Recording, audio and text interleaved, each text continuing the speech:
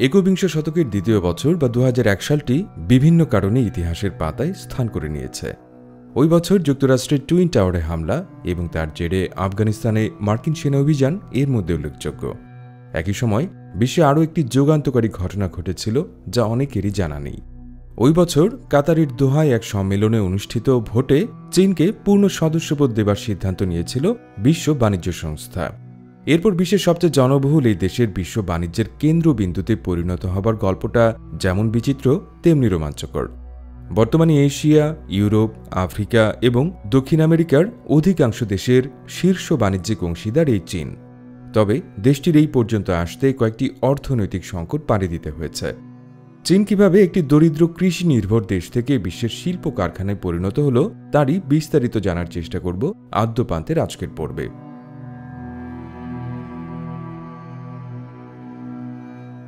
বিশ্ব বাণিজ্যের কেন্দ্রবিন্দুটি চীনের দখলে থাকা কিন্তু নতুন কোনো ঘটনা নয়। ঊনবিংশ শতকের শুরুতেও বিশ্বের মোট জিডিপির 1/3 উৎস ছিল ওই সময় চিং সাম্রাজ্য হিসেবে পরিচিত এই চীন। ইউরোপের বিভিন্ন দেশে তখন চীন থেকে বিপুল পরিমাণ রেশম ও সিরামিক রপ্তানি করা হতো। তবে ওই শতকে ইংল্যান্ড ও ফ্রান্সে শিল্প বিপ্লবের ফলে ইউরোপের এই দেশগুলো বিশ্ব মানচিত্রে সাম্রাজ্যবাদী পরাশক্তি হিসেবে আবির্ভূত হয়। বিশ্বের বাকি সব জনপদের মতো চীনকেও এর জন্য দারুণ ভুগতে হয়েছে। 1839 সালে ব্রিটিশদের সঙ্গে এক যুদ্ধে পরাজয়ের মাধ্যমে দেশটির কপালে এই দুর্দশা নেমে আসে। ইতিহাসে এই সংঘাত ওপিয়াম যুদ্ধ নামে পরিচিত। এরপর মাঞ্চুরিয়ার একাংশ দখল করে নেয় রাশিয়া, আর 1895 সাল নাগাদ চীনের লিয়াংডং এবং তাইওয়ানের মতো দ্বীপপুঞ্জগুলো জাপানের দখলে চলে যায়।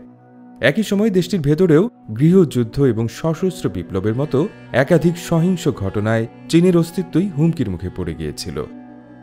গভীর এই সংকট থেকে উত্তরণে চীন জুড়ে শিল্প বিপ্লবের কোনো বিকল্প ছিল না, কিন্তু তার জন্য প্রয়োজনীয় আর্থসামাজিক সংস্কার কর্মসূচিগুলো ওই সময় চীনে বিদ্যমান শাসন ব্যবস্থায় সম্ভব ছিল না।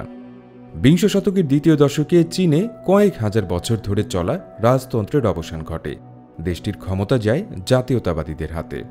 তারা বেশ কয়েকটি সংস্কার কর্মসূচি শুরু করলেও সেগুলো তেমন সফল হয়নি। 1945 সালে দ্বিতীয় বিশ্বযুদ্ধের শেষে জাপানের দখলমুক্ত হয় চীন। এর 4 বছরের মাথায় রক্তক্ষয়ী এক গৃহযুদ্ধে জাতীয়তাবাদীদের পরাজিত করে দেশটির ক্ষমতা ছিনিয়ে নেয় চীনের কমিউনিস্ট পার্টি। অবশেষে সংস্কার কর্মসূচিগুলো বাস্তবায়নে চীন জুড়ে প্রয়োজনীয় একচ্ছত্র ক্ষমতা অর্জনে সক্ষম হয় মাও সেতুংয়ের নেতৃত্বে থাকা দলটি। 50-এর দশকে কমিউনিস্ট পার্টির বাস্তবায়িত ওই কর্মসূচিগুলো বেশ সফল হচ্ছিল। ধীরে ধীরে ইস্পাত, কয়লা এবং পেট্রোকেমিক্যাল জাতীয় পণ্য উৎপাদনে এগিয়ে যাওয়া শুরু করে চীন।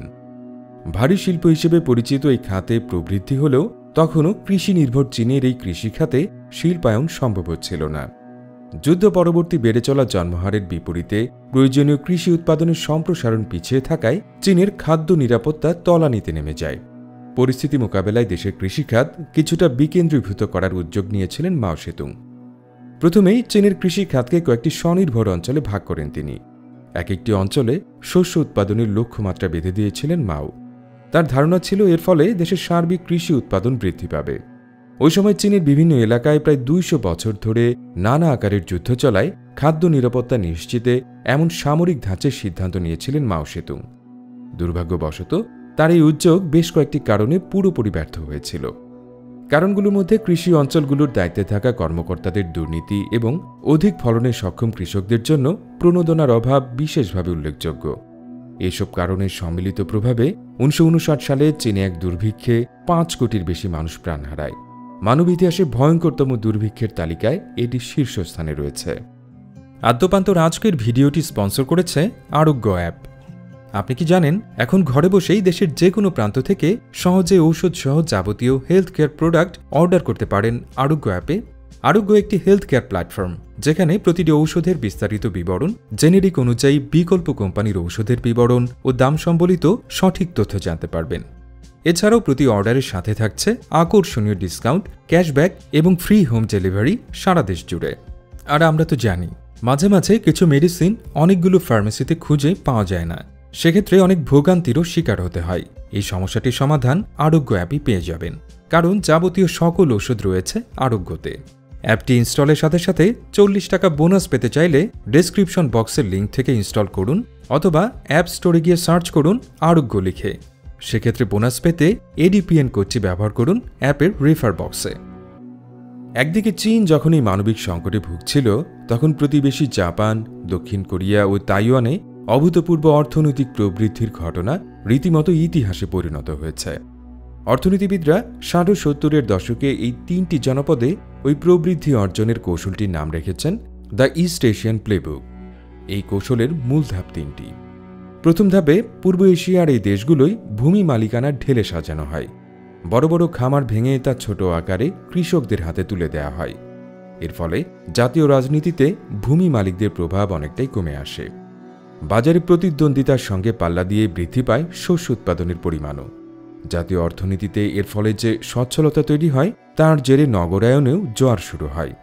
কারণ প্রান্তিক কৃষিজীবী পরিবারগুলোর তরুণ প্রজন্ম জীবিকা উপার্জনের জন্য শহরগুলোই ভিড় জমাতে শুরু করে।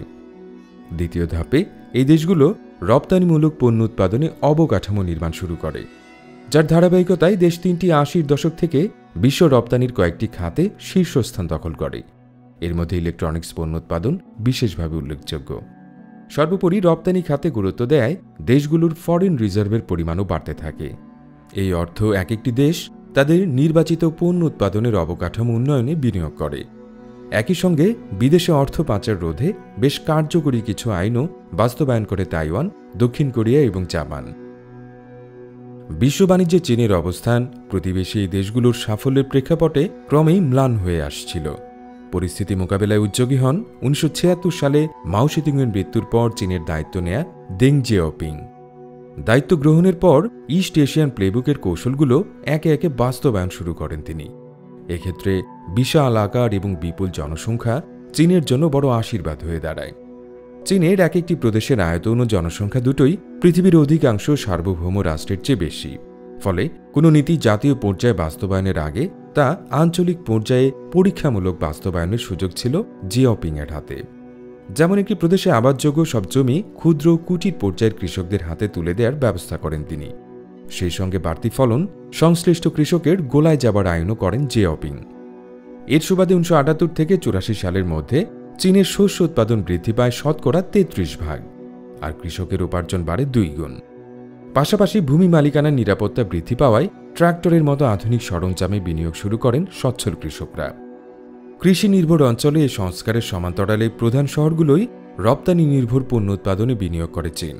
পূর্বসূরি মাও সেতুংয়ের মতো ভারী শিল্পে গুরুত্ব দেওয়ার পরিবর্তে দেশের বিপুল জনসংখ্যাকে প্রশিক্ষিত জনসম্পদে পরিণত করার পাশাপাশি বস্ত্র, ইলেকট্রনিক্স ও খেলনা সামগ্রীর মতো হালকা পণ্য উৎপাদনে গুরুত্ব দেন দেং জিয়াওপিং। কালের পরিক্রমায় মেড ইন চায়না তকমাটি আলাদা একটি ব্র্যান্ডে পরিণত হয়েছে। হালকা শিল্প খাতে প্রবৃদ্ধির ফলে চীন জুড়ে নগরায়নের মাত্রাও কয়েক গুণ বেড়ে যায়। 80-র দশকের শুরুতে চীনের নাগরিক জনসংখ্যা ছিল মাত্র 19 কোটি। 10 বছরের মাথায় 90-এর দশকের শুরুতে তা 30 কোটি ছাড়িয়ে যায়। বিশাল এই প্রশিক্ষিত জনসম্পদের কর্মসংস্থানে চীনের পর কয়েকটি বিশেষ অর্থনৈতিক অঞ্চল প্রতিষ্ঠা করে সেখানে পাশ্চাত্যের রপ্তানি নির্ভর প্রতিষ্ঠানগুলোকে কারখানা স্থাপনের সুযোগ করে দেয়। পশ্চিমা প্রতিষ্ঠানগুলো তাদের কর্মী খরচ কমাতে এই সুযোগ লুফে নেয়, যার ধারাবাহিকতায় ওইসব অঞ্চলে রপ্তানিমূলক অবকাঠামোয় বিনিয়োগ শুরু করে পশ্চিমা প্রতিষ্ঠানগুলো। চীনের অর্থনীতিতে প্রত্যক্ষ বিদেশি বিনিয়োগ বা এফডিআইয়ের পরিমাণ থেকে বিষয়টি আরও স্পষ্ট হয়ে ওঠে। 1979 সালে চীনে এই ধরনের বিনিয়োগের পরিমাণ ছিল শূন্যের কোঠায়। 1997 সাল নাগাদ তা বেড়ে দাঁড়ায় $4,000 কোটি। আর 2013 সালে এই বিনিয়োগের পরিমাণ ছিল $29,000 কোটি। দেং জিয়াওপিংয়ের সূচিত আর্থ-সামাজিক সংস্কারগুলোর সাফল্য চীনের বার্ষিক জিডিপির পরিমাণও পরিষ্কার হয়ে যায়। 1978 সালে দেশটির বার্ষিক জিডিপির পরিমাণ ছিল মাত্র $15,000 কোটি। আর 2019 সালের শেষে তা বেড়ে দাঁড়িয়েছে $14,30,000 কোটি। এইভাবে ধীরে ধীরে নিজের সীমানায় প্রথম বিশ্বের অত্যাধুনিক অবকাঠামো এবং তৃতীয় বিশ্বের সস্তা জনসম্পদের এক অনন্য সম্মিলন ঘটানোর মধ্য দিয়ে বিশ্বের শিল্প কারখানায় পরিণত হয় চীন।